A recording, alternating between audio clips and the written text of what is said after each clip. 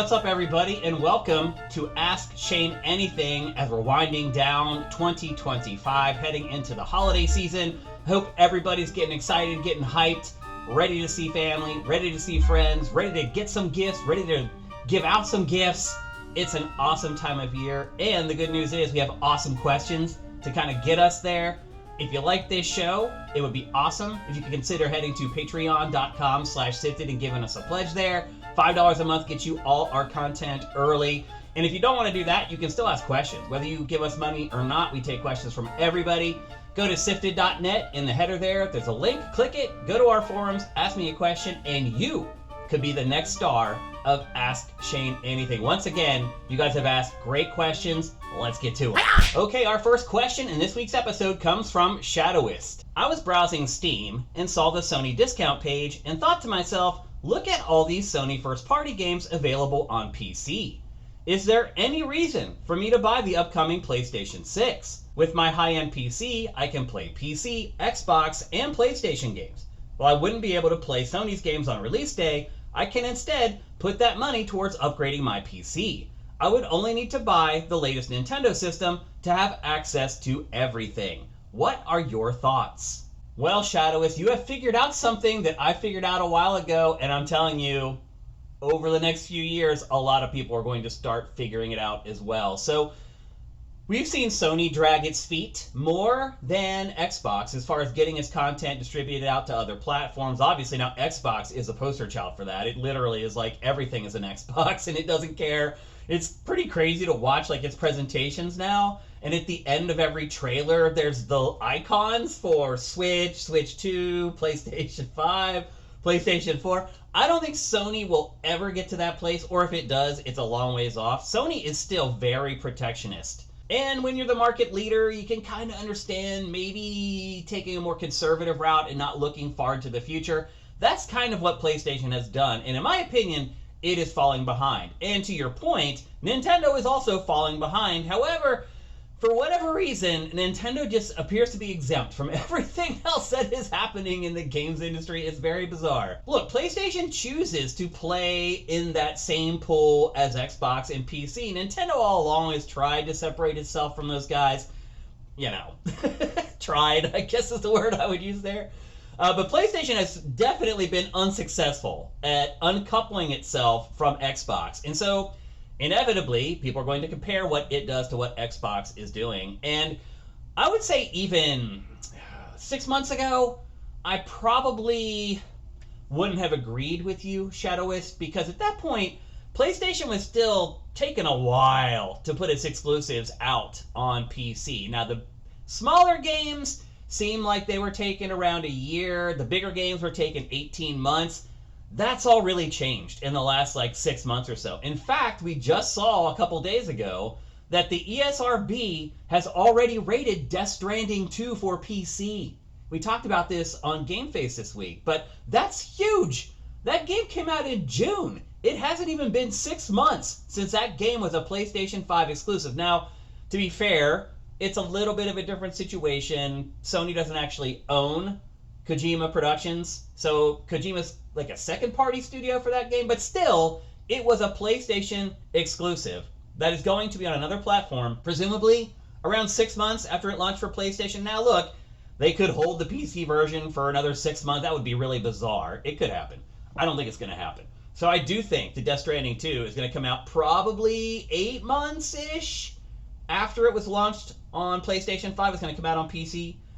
And when you look at that, and you're like, I could buy the PlayStation 6, which we're all assuming at this point is probably going to cost anywhere from $700 to $1,000.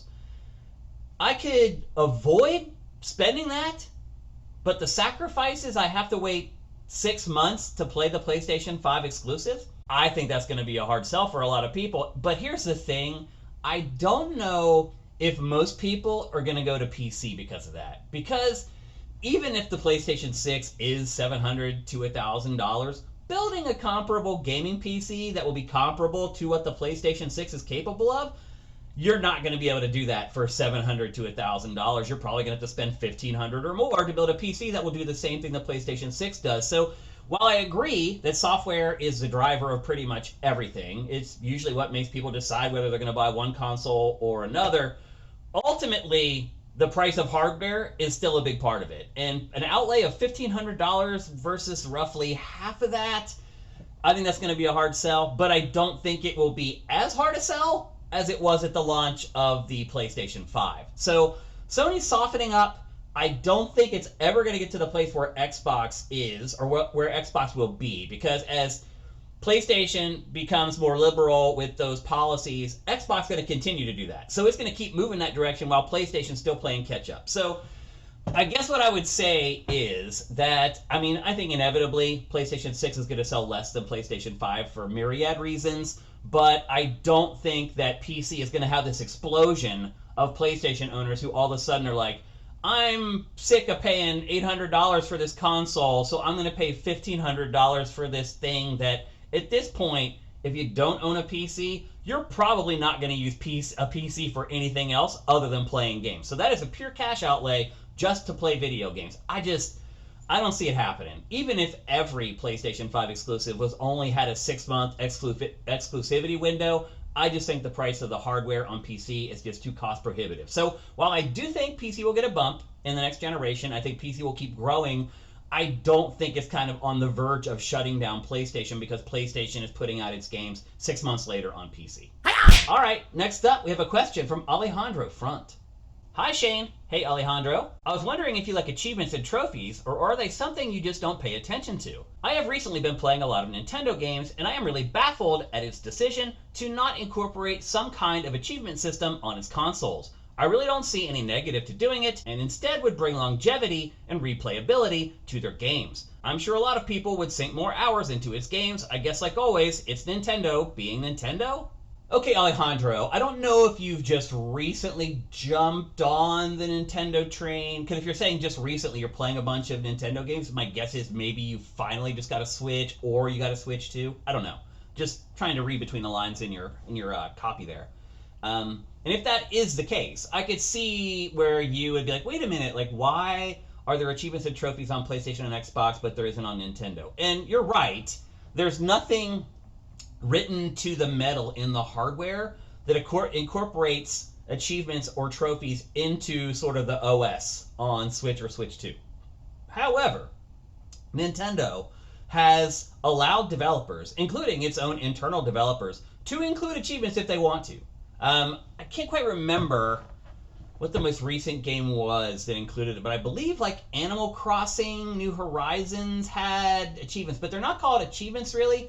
In Nintendo's games, they're called like stickers, or they have some goofy name that they attach to it, and it feels like it's different for every game that actually includes them. But some Switch 2 games do have them, and it's the same deal. You know, collect X number of these things, get the sticker. So it's the same concept, but I think what you're getting at here is that the culture, and there used to be a culture around this, the culture around achievements and trophies have kind of disappeared. And you're asking me whether I like them or I support them or not. I'll get into my relationship with those in a minute, but if you want to know if I believe in the concept, yes. So when SIFTD launched, and it was 10 years ago now, but when SIFTD launched, one of our shows that launched with us was a show called Platinum Journey.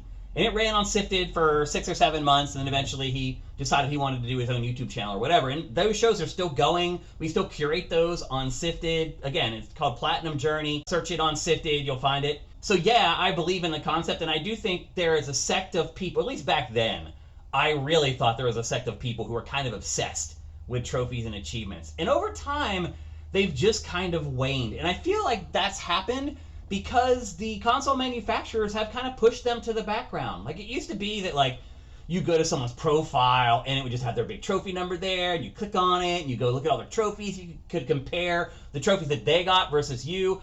Especially on Xbox, it used to be way more front and center. Like, you used to be able to go to like the Game Hub on the Xbox dashboard and tap a game or click on a game, and the first thing it shows you is like, hey, here's the other people that have played this game, and here's your achievements compared to theirs. Like, all that stuff has been kind of shoved to the background, and so people don't really care about them. Now, me personally, do I care about achievements and trophies? Not really. I feel like if you play games as much as I do, they lose their luster pretty quickly. If you're a normal person who plays one new game a month or every 3 months or whatever, you probably don't burn out on achievements. You probably still get that dopamine hit when the little thing pops up on the screen and does this little animation. I used to get that as well.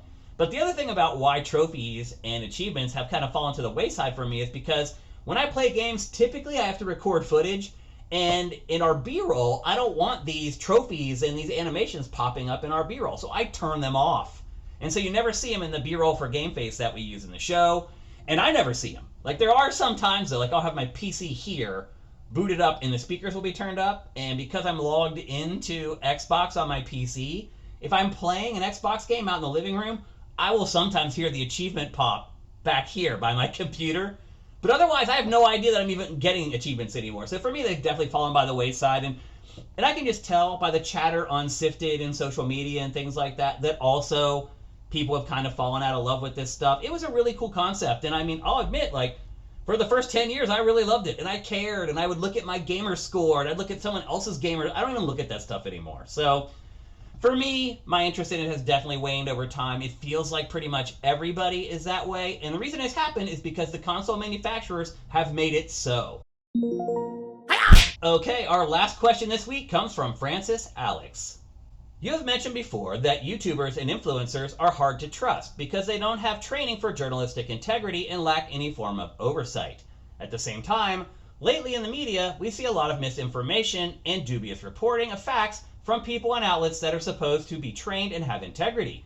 This situation seems to be worse in America due to the current political climate, but I see it happen all over the world. As a trained journalist, how would you say we normal people tell who to trust at face value without going around verifying information all the time? Is it even possible anymore?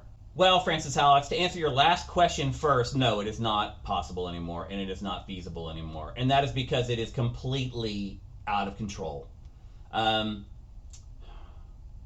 Here's the thing, like you say lately, it really hasn't been lately. Like misinformation, disinformation, lies on television and talk radio, that's actually been a big issue for a really long time. I've mentioned this before on Ask Shane, but back in 1987, Ronald Reagan vetoed what was called the Fairness Doctrine.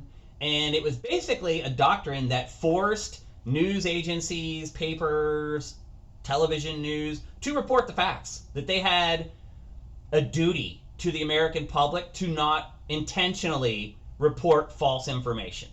And he said, nope, not doing that. And that began the downward spiral. That's where Fox News came from. That's where Rush Limbaugh came from. And now you've seen it trickle down. And now you have other outlets that are even worse than Fox News, like Newsmax and OAN.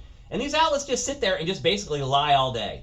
And if they're not lying, they're omitting stuff. And that's another way that you can lie, is to just not share the bad information. There's no law prohibiting misleading the public. And to your point, that has trickled down not just into the typical news, but also into games and pretty much everything.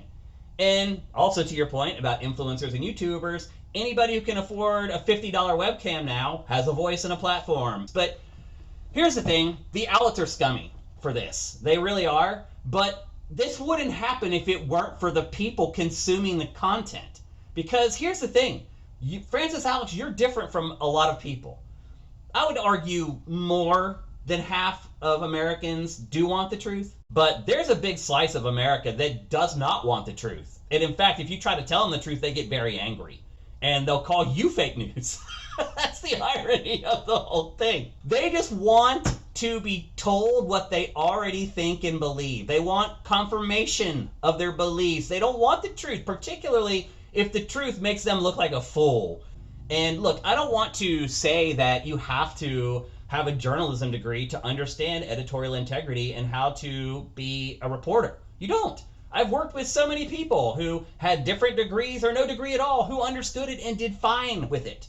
So it's not just about education or just being trained, but it is a lot about oversight or having a mentor to teach you.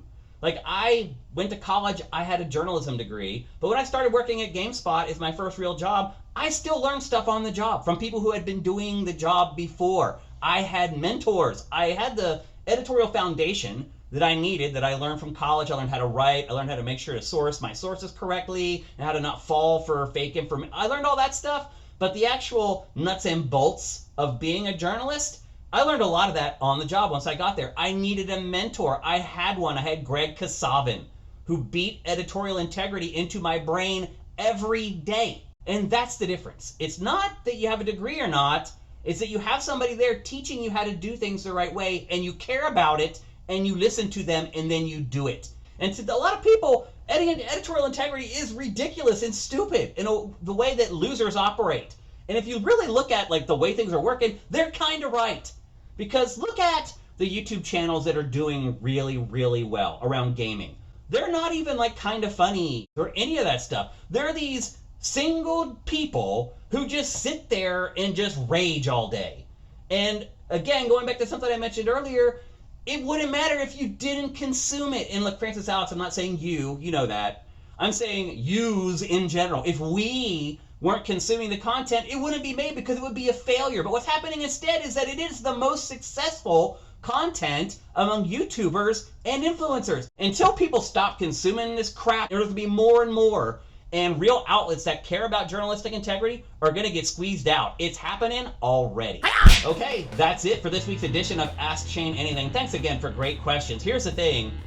We're about 2 weeks out from me leaving for the holidays, and I need to produce like 3 or 4 episodes of this show before I leave so that the episodes can run while I'm gone. So I need questions. Go to sifted.net in the header there. Click the link, go to our forums, ask me questions. It doesn't matter if you help us on Patreon or not. It doesn't matter if you've ever given us a penny. If you ask a great question, your question's going to be in the show. At the same time, a big thanks to people who are pledging at patreon.com/sifted at that Ask Shane tier. That's $7 a month, but for just $5 a month, you get all our content early. We'd really appreciate it if you go over there and poke around and take a look. And also, if you just want to hook us up with a beer for the holidays or whatever, if you've been watching Ask Shane all year, you're like, damn, here's $5, Shane, go buy a beer. Go to donate.sifted.net. You can punch in whatever amount there you want. Use a credit card, PayPal, in over 100 countries. It's a great way to help us out. We'd appreciate it very much. So anyway, have yourselves a great week, and don't forget, sleep is for the dead. Play games instead.